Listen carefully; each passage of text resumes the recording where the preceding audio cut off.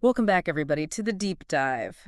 This week we are tackling this AI weekly rundown from October 21st to October 28th, 2024. Oh, buckle up. Yeah, buckle A up. lot to cover this week. And, the AI world it never sleeps. Right. So much going on. So we're going to try to just give everybody a nice, concise, insightful overview of what were the key things, what are the big developments this week. Absolutely. Just the volume of new models, platforms, research, it's a lot. So thankfully, you are here to help us make sense of it all. Yeah. Why don't we just jump right into it? And maybe one thing that I saw that I thought was interesting was this whole thing about Google's Gemini 2.0. Yeah. Where it sounds like it's not quite meeting the performance expectations that were set by all the hype. That is interesting. Yeah. Is that a common thing, do you think? Have you seen that before? I think so. I mean, we often see this pattern with these large language models that, the initial buzz is really huge. Right. But then the actual scaling of them to handle real-world complexity is a massive challenge. Mm-hmm. So it's really a constant race between pushing the boundaries of what's possible and actually being able to deliver a product that lives up to this promise, I guess. I see. Yeah. So then, what does that mean for Google? Does that mean that they're oh, okay, maybe we need to scale back our ambitions for this? Not necessarily. What the rundown suggests is that they're actually considering a two-pronged approach. Okay. Where they will both offer access to developers and general users, but at the same time also work on even more ambitious projects in the background. Oh. Like this Project Astra that's shrouded in a bit of mystery. Okay. But it suggests that they're not giving up on pushing the envelope in terms of model capabilities. Yeah. So it sounds like they're trying to find that balance between pushing boundaries and delivering a usable product. Exactly. Yeah. And I think that's something that we see across the AI industry at the moment. Speaking of pushing boundaries, Anthropic had a massive week, didn't they? Yes, they did. They really did. New models, this intriguing computer use capability. Sounds like they're making a real splash. Yeah, Anthropic definitely had a week for the books. And you're right, this computer use capability is particularly significant. So, explain that to me. What is the big deal about computer use? So, computer use, imagine teaching an AI to actually use a computer just like a human would.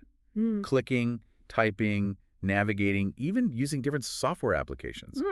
So that's what computer use enables. Essentially, an AI can now interact with our digital world in a much more, natural and intuitive way. It does sound, like something straight out of sci-fi. It is. It is. But then, okay, so what are the real-world possibilities then? Well, think about automation, for example. AI could potentially handle all those tedious tasks that we hate, right? Data entry, scheduling appointments, even managing finances. Right. It's like having this super efficient digital assistant, right, that takes care of everything that we really hate to do. Yeah, all that boring stuff. Exactly. And that's just, the tip of the iceberg. Because computer use also has huge implications for data analysis, for creative tasks. Right. Imagine an AI that can actually browse the internet. Oh, wow. Gather information, Okay. create presentations, create reports. The possibilities are really, really exciting. So how does this all play into Anthropic's new models? What was it? There was Claude 3.5, Sonnet, Haiku. Yeah, well, Anthropic has been busy, as you said. The Sonnet upgrade, which users actually already have access to, really focuses on improving the model's coding and tool use capabilities. Right. And then, Claude 3.5 is a significant upgrade to their flagship model. Right. Which really demonstrates the rapid pace of development that we see in this space. And then there's Haiku. And Haiku's still a bit under wraps. But given the name, I guess we might speculate that it's aimed at shorter, more concise interactions, maybe even creative writing. Who knows? Yeah. It's almost hard to keep up with all these new models coming out. It's It is. Every week there's something new. It's hard to keep up. But it's also incredibly exciting to see how quickly the capabilities of AI are advancing. It's really mind-blowing. Now, this is where it gets really interesting, because this week saw a massive surge in open source AI models. Yes. Cohere's AI Expanse, Genmo's Mochi One, Rhyme's AI's Allegro.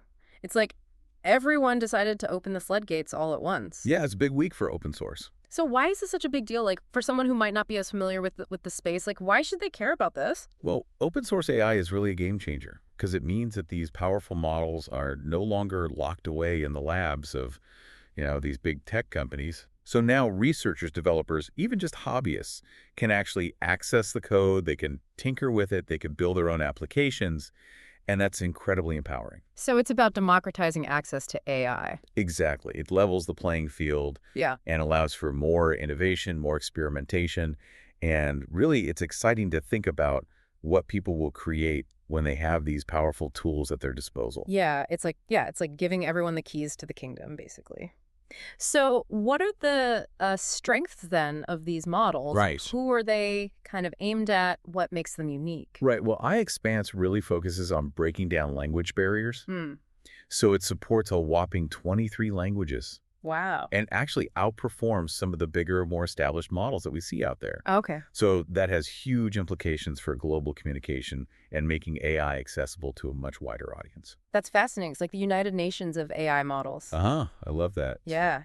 And what about Mochi 1? That was another one. Mochi 1, they're doing something really fascinating with video generation. Okay. And, video is still this relatively new frontier in AI, I guess. Mm-hmm. So the fact that they are open source and they perform competitively with these, closed models, that's a big deal because it can make video creation much more accessible and democratize a medium that has traditionally required specialized skills and expensive equipment. Yeah. So this could really be, a big game changer in that space. And what about Allegro? Right. I thought that was interesting because they were talking about like short form videos. Yes. So Allegro is specifically designed to create those like snappy 6-second videos you see on platforms like TikTok. Yeah. So it's a great example of how AI is actually evolving to meet the very specific demands of different media and different platforms. That's fascinating. It's Yeah. almost like it's becoming more and more tailored to very specific, needs and applications. It's not just about creating one model to rule them all anymore. Yeah, you're absolutely right. We see a real shift towards specialization. Purpose-built AI tools. And it's not just limited to these smaller players either. Because even Stability AI, the company behind the wildly popular Stable Diffusion, they also jumped into the fray with Stable Diffusion 3.5 this week. Okay.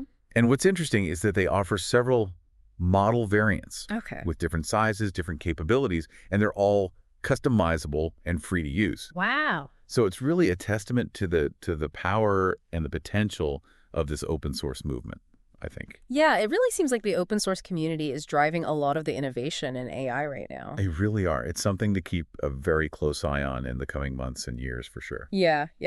So, okay, we talked about these incredible models, but like, what about the tools and platforms that are actually like making AI more accessible to developers? Right. Because there's a lot of that going on too, right? It's like Hugging Faces HUD-GS, Runways Act 1, even Anthropic is getting in on the action with this their analysis tool. Yeah. So like, why is this so important, So I think this is a crucial trend to watch because lowering the barrier to entry for AI development really means that we're going to see a much wider range of applications, more experimentation, and hopefully also more creative solutions to real-world problems.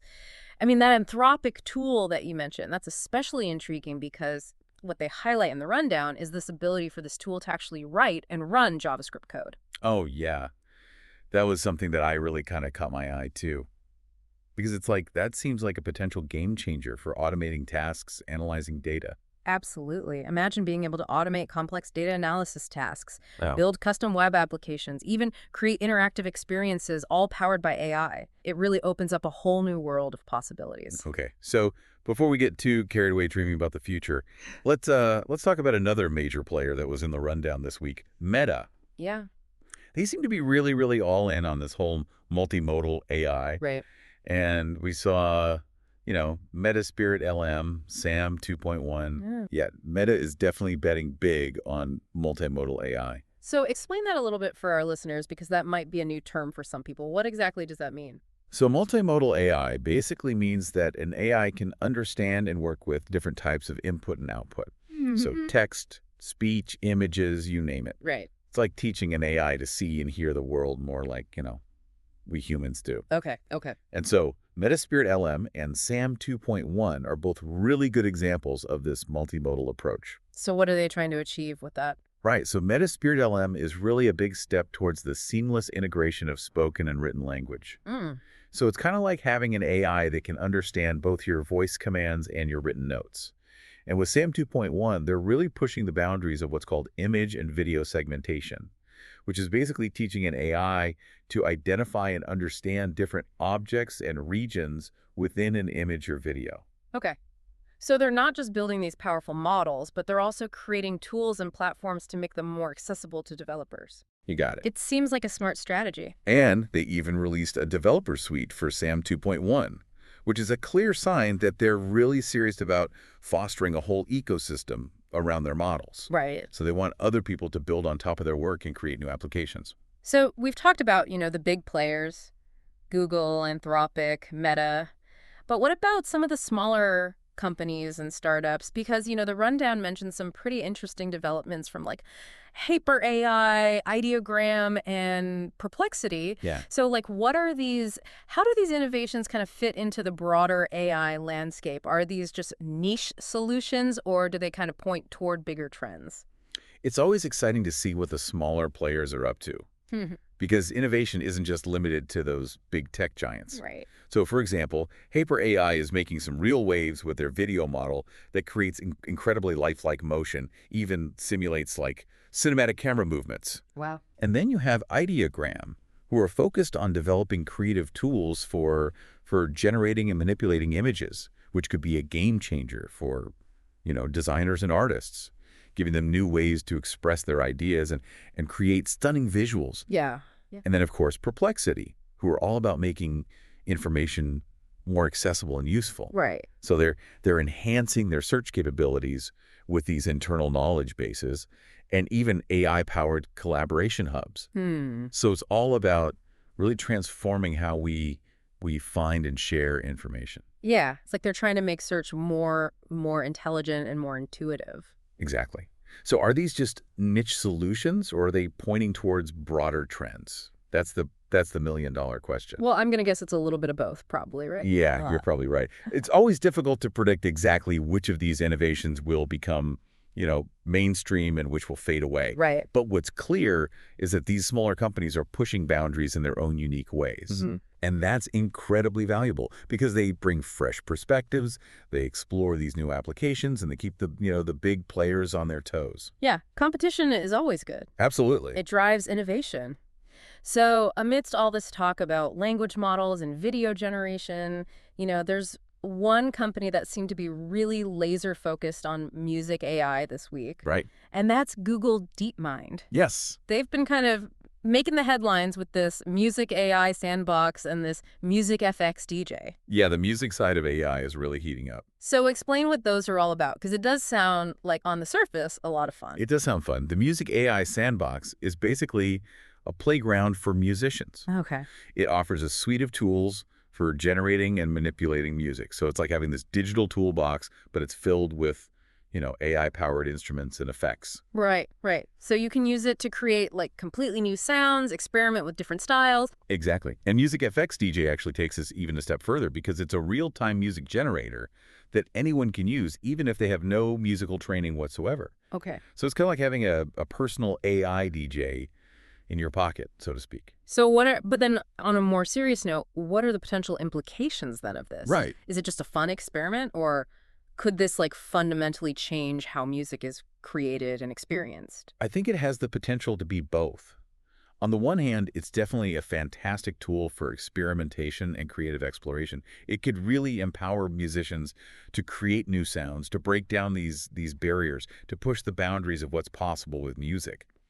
But on the other hand, it also raises questions about the role of human creativity in a world where AI can essentially generate music on demand. Yeah, that's a really interesting point. It's like it almost challenges our definition of what it means to be creative. I think so. And I think that's the conversation that we need to have. It's not about, AI replacing human musicians. It's about AI becoming this new kind of instrument, a new way to explore and express musical ideas. So it's more about collaboration than competition. Absolutely. And speaking of accessibility, there was one more item in the rundown that I thought was worth highlighting. Remember that AI and Machine Learning for Dummies PRO app. Yeah, the one that's like making AI education more accessible. Yes, exactly. And I think this is a really encouraging development.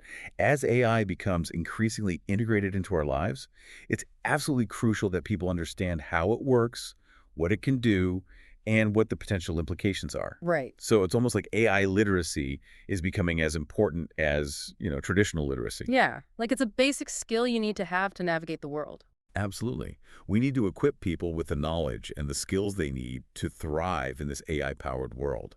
And tools like this app can really play a vital role in democratizing AI knowledge and empowering individuals to participate in the conversation. Okay, so we've covered a lot of ground here. Before we move on to part two, can we just like take a moment to kind of like recap what the key takeaways have been from this week in AI? It's been a really busy week, but yeah, I think some of the standout trends that we've seen are open source AI is exploding, developer tools are becoming increasingly sophisticated, multimodal AI is really gaining momentum, and we're also seeing more attention being paid to, the accessibility of AI knowledge and AI tools. Yeah, it really feels like the pace of innovation is just accelerating. It really is. And that brings up a really crucial question. What does all this mean for us as, individuals and as a society? Yeah, that's a great question. It's like every week there's a new headline about, AI doing something amazing or AI doing something concerning. And it's almost like it's hard to keep up. It's hard to know how to feel about all of it. Yeah. And I think it's perfectly natural to feel kind of like a mix of excitement and apprehension Hmm. because AI definitely has the potential to solve some of our biggest challenges, but it also raises really complex questions that we need to grapple with. So, like, give us an example. What are some of those big questions that we should be asking? Well, for starters, as AI becomes more powerful and more autonomous, how do we ensure that it remains aligned with human values? Right. How do we prevent bias from, creeping into algorithms that are actually making decisions about our lives? Mm.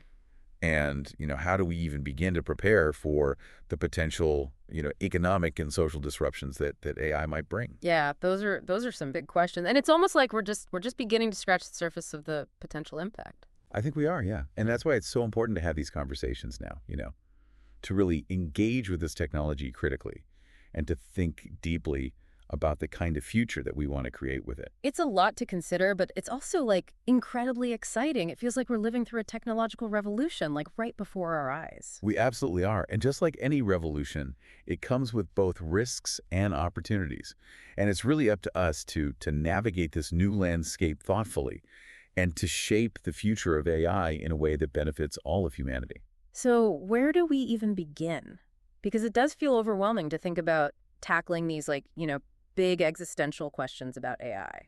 You're right, it can be overwhelming. Yeah. But I think the first step is simply to be aware, Mm. to pay attention to what's happening in the field, to educate ourselves about the capabilities and the limitations of AI, and to engage in these thoughtful discussions about its implications. Well, easier said than done, though, right? With the amount of information that's coming at us in all directions. It is a lot to process, yeah. But that's where, resources like this AI Weekly Rundown come in handy because they provide this really nicely curated snapshot of the most important developments, which could be a great starting point for further exploration. Right, right. It's almost like a cheat sheet for understanding what's happening in the AI landscape. Exactly, But exactly. even with a cheat sheet, it's like, it's hard to know which developments are truly significant and which are just, hype.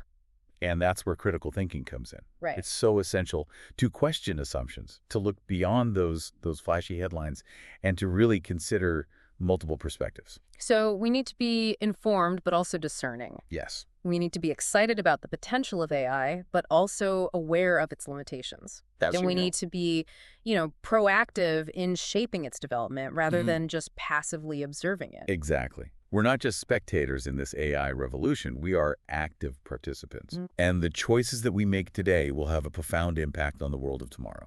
I truly believe that. Now, back to this week's AI news. There was one development that I thought was particularly relevant to this whole, conversation about AI's impact on society, and that was the release of Google DeepMind's Synthid. Ah, yes. Synthid, the tool for watermarking AI-generated content. What about it stood out to you? Well, On the surface, it seems like a purely technical solution to a technical problem, how to distinguish between what's real and what's fake. Right. But if we kind of like connect it back to the bigger picture, Right. it's actually addressing, I think, a fundamental societal challenge, and that's trust. That's a really insightful observation. You're absolutely right. Because as AI gets more and more sophisticated at generating, realistic content, it becomes increasingly difficult to know what to believe. And that erosion of trust can have some really, really serious consequences for our shared understanding of reality. It's almost like we're entering this post-truth era where the line between fact and fiction is becoming, increasingly blurred. It is a little bit unsettling, isn't it? Yeah, it's a bit unsettling, to be honest. Yeah. And that's why I think tools like Synthid are so important, because they actually provide a way to verify the authenticity of content, to restore some level of trust in what we see and what we hear online. So it's not just about preventing the spread of misinformation. Right. It's about preserving the integrity of information itself. Exactly. And that's a challenge that goes way beyond the technical realm, because it requires us to really rethink our relationship with information, to develop critical media literacy skills, and to engage in open and honest dialogue about the role of AI in shaping our understanding of the world. This is getting pretty deep. Can we take a breather for a second and talk about something a little lighter? Sure. What about those new autonomous agents that Microsoft is rolling out? I thought that was kind of interesting. Oh, you mean the ones that they're integrating into Microsoft Dynamics 365? Yeah. Yeah, those are pretty interesting. What about them caught your eye? Well, I'm curious to see how they actually work in practice. Because, the rundown mentioned that they'll be available for sales, service, finance, and supply chain teams. And I'm like, whoa, imagine having this AI assistant that can, handle your scheduling, answer customer queries, or even, manage your budget. Yeah, the potential for increased efficiency and productivity is definitely there. It's almost like having a whole team of virtual assistants, working behind the scenes to make your life easier. It sounds almost too good to be true. But, it also raises questions about the role of human workers in a world where AI can potentially automate so many tasks. That's a valid concern, for sure. And it's definitely a conversation that we need to have as a society.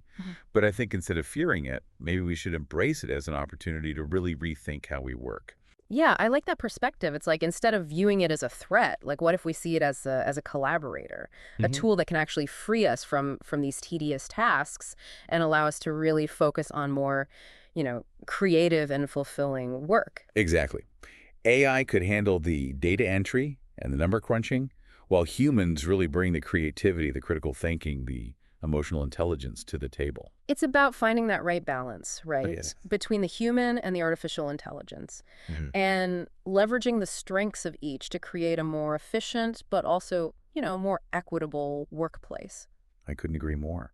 It's about creating a future where AI empowers us rather than replaces us. So what does that future look like? What are the concrete steps that we can take to ensure that AI is used for good? Well, for one thing, we need to prioritize education and training. We need to equip people with the skills and the knowledge they need to thrive in this AI-powered world. So everyone understands it. Exactly. And if everyone understands it, then we can collectively make informed decisions about its development and its deployment. We also need to invest in research and development that really focuses on the ethical implications of AI.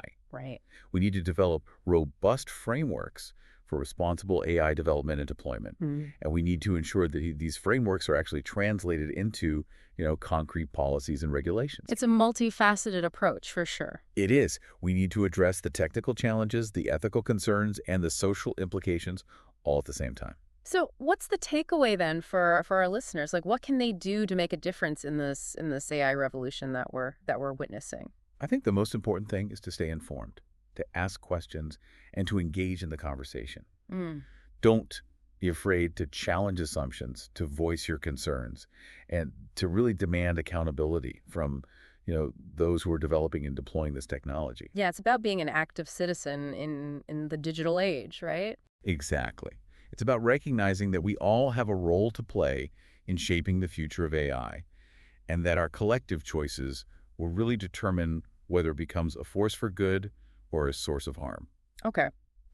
Well, we've covered a lot of ground in this first part, from the big picture implications of AI to the specific developments that are shaping the landscape. It's been quite a journey so far. Yeah, it really has. But there's still so much more to explore.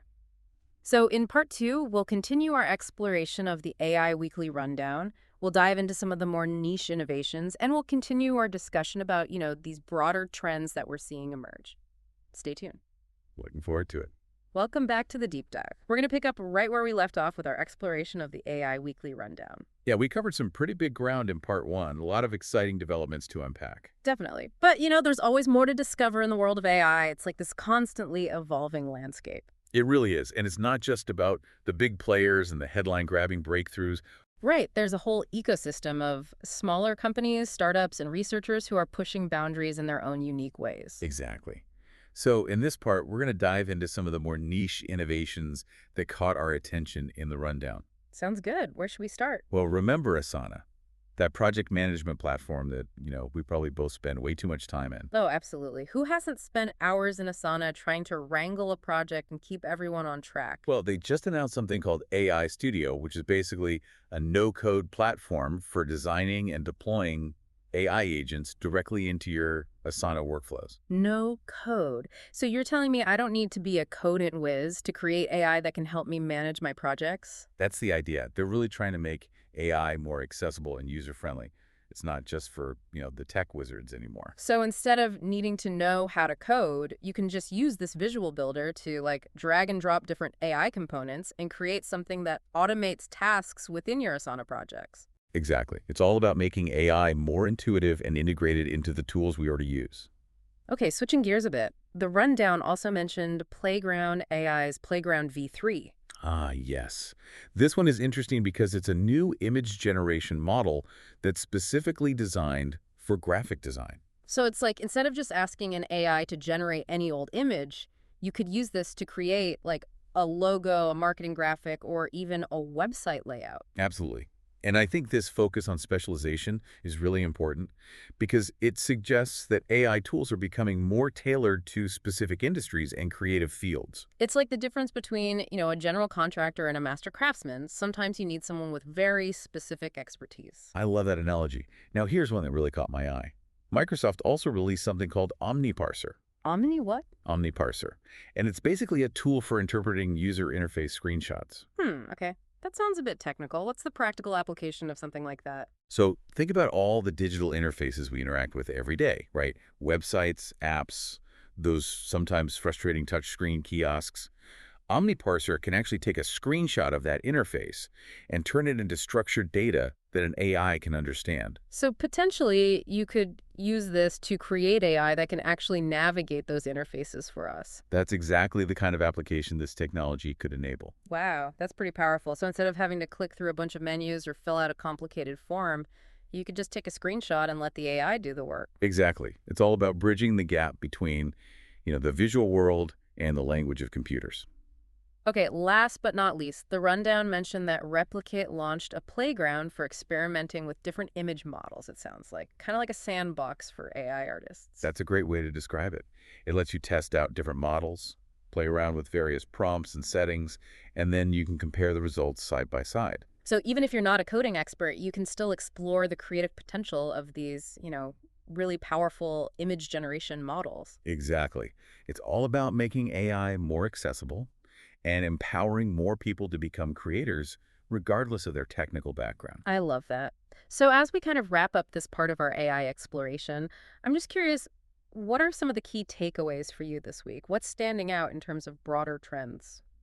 I think the biggest takeaway for me is this. AI is not some distant, futuristic concept anymore. It's woven into the fabric of our daily lives, whether we realize it or not.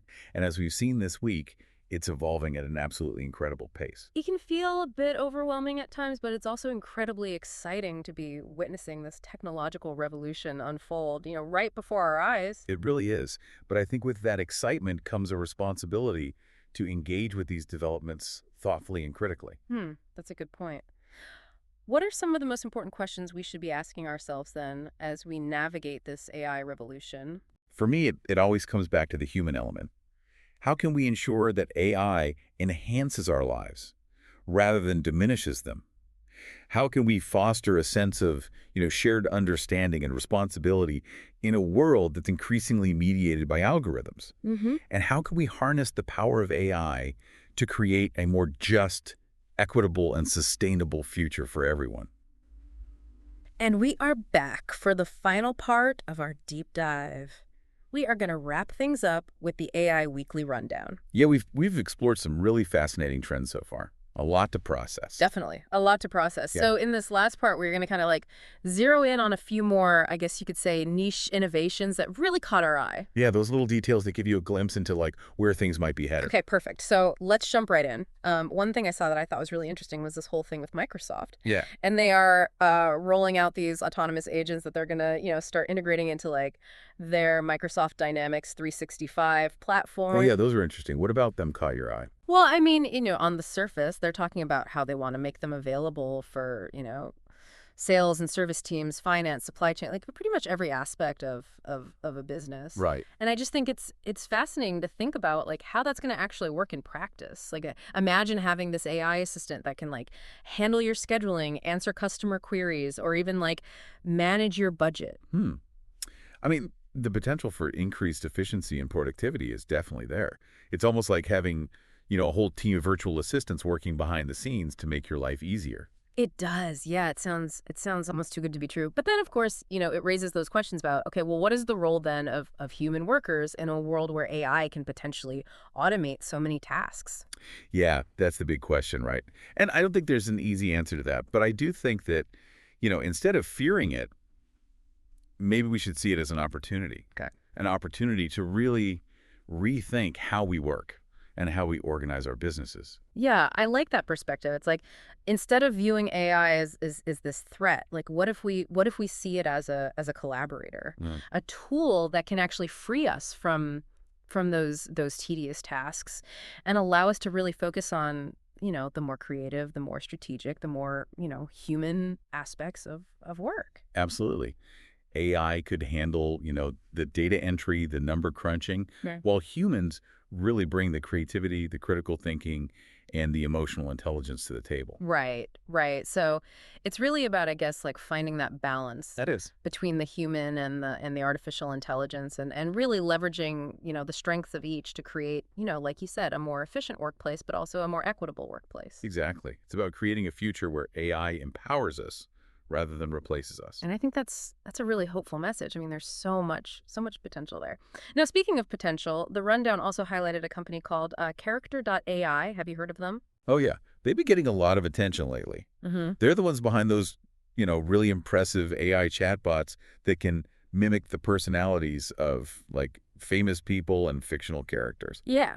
Like, it's kind of crazy how realistic they are. Like, you can literally have a conversation with like, a simulated Albert Einstein or, like, a character from your favorite movie. It's mind-blowing how far this technology has come. And what's interesting is that, Character.ai just announced that they've raised $150 million in funding. Wow. That's a significant investment. It really is. And it shows that there's serious interest, not just in the technology itself, but also in its potential commercial applications. So, like, what kind of commercial applications are we talking about here? Because, I mean, on the surface, it seems like, fun entertainment, you can chat with your favorite celebrity or whatever. But, like, is there something more to it than that? I think there definitely could be. Yeah. I mean, imagine using these AI characters for things like, customer service or education. You could have a virtual tutor who can adapt to your learning style, or a customer service rep who's available 24/7 and never loses their patience. Right, right. It's like it takes the concept of the chat bot to a whole other level. Exactly. And I think we're just scratching the surface of what's possible with this kind of technology. So we've talked about a lot of really cool and exciting developments this week. But, like, as we kind of, like, zoom out and look at the bigger picture, are there any kind of overarching themes or trends that you're seeing emerge in the AI landscape? Yeah, I think one of the most significant trends is this increasing focus on making AI more accessible and user-friendly. We're seeing more no-code platforms, more intuitive interfaces, and more tools that are designed for people who aren't, hardcore programmers. So it's not just about, the technology itself anymore. It's about how we interact with it and how we can make it work for us. Exactly. And I think that's a really positive development because as AI becomes more integrated into our lives, it's essential that everyone has the opportunity to understand it, to use it, and to shape its future. Absolutely. And I think that's a perfect note to wrap things up on. Couldn't agree more. So as we conclude this deep dive into the AI Weekly Rundown, I just want to say thank you so much for joining me on this journey. It's always a pleasure to have you here to break down these complex topics and share your insights. The pleasure is all mine.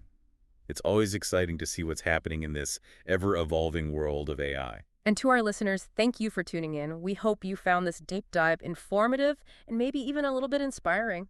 Remember, the world of AI is constantly changing, so stay curious, keep exploring, and we'll catch you on the next episode of The Deep Dive. Until next time.